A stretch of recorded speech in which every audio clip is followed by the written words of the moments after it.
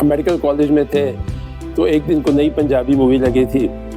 اس وقت یہ Abbott road پہ زیادہ سنیمے ہوتے تھے اور دو سنیما مجھے ان کے نام بھول گئے ہیں, لیکن وہ دونوں ایبٹ روڈ پر ایک ہی کمپاؤنڈ میں, آنر بھی ان کا ایک ہی تھا.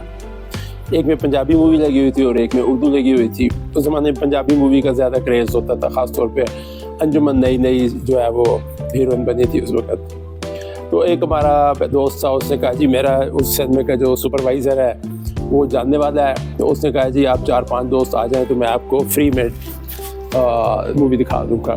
اب اس زمانے کے اسٹوڈنٹ لائف کے حوالے سے یہ 2 روپے یا 3 روپے کی ٹکٹ بڑی عیاشی ہوتی تھی اگر فری مل جائے تو. خیر ہم چلے گئے اس دن, اور وہ تھا بھی شاید مووی کا کوئی دوسرا یا تیسرا شو. وہ لڑکا اندر گیا, پرچی ایک لے آیا اور اس پرچی سے ہمیں اس میں وہ اندر جانے دیا. اب ہم جناب 4 دوست اکٹھے جو ہے اس پیچھے والی سیٹ پہ گیلری میں بیٹھ گئے اور پنجابی مووی چل پڑی. تھوڑی بات جب ہال بھر گیا تو پتہ چلا کہ کچھ لوگ جن کے پاس ٹکٹ بھی ہے وہ کھڑے ہیں اور ان کو سیٹ نہیں مل رہی. اب اس پہ جو ہے وہ ایک شور سا مچ گیا کہ جی کچھ لوگ یا تو اوور بکنگ ہو گئی ہے یا بغیر ٹکٹ کے لوگ آئے ہوئے ہیں. تو وہ ان کا سپروائزر آ گیا اور اس نے وہ چیکنگ سٹارٹ کر دی. کرتے کرتے جب وہ ہمارے پاس پہنچا جی ٹکٹ دکھائیں, تو ہم نے اس کو وہ پرچی دکھائی کہ جو اس نے دی تھی جس پہ ہم مفت آئے ہوئے تھے. اس نے وہ پرچی دیکھی اور کہتا ہے کہ جی یہ اس پنجابی مووی کے لیے نہیں, ہم نے تو آپ کو اس کے لیے دی ہوئی ہے, سامنے جو اردو مووی ہے تو آپ وہاں چلے جائیں. اب جو ہمارے پیچھے بیٹھے تھے لڑکے وہ کچھ تھوڑے شرارتی سے تھے.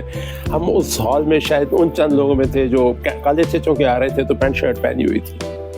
تو وہ جب ہم اٹھے ایک دم, اس نے کہا جی آپ اٹھے اور ادھر جائیں. ہم جب چاروں اٹھے وہاں سے تو ہمارے بالکل پیچھے ایک لڑکا بیٹھا تھا, تو بالکل ٹپیکل لوری آواز میں آواز نکالی, اوے منے ہوئے ادھر آ جا, سیٹاں خالی ہو گئی نے, باؤ وروں باہر کڈن لگے نے.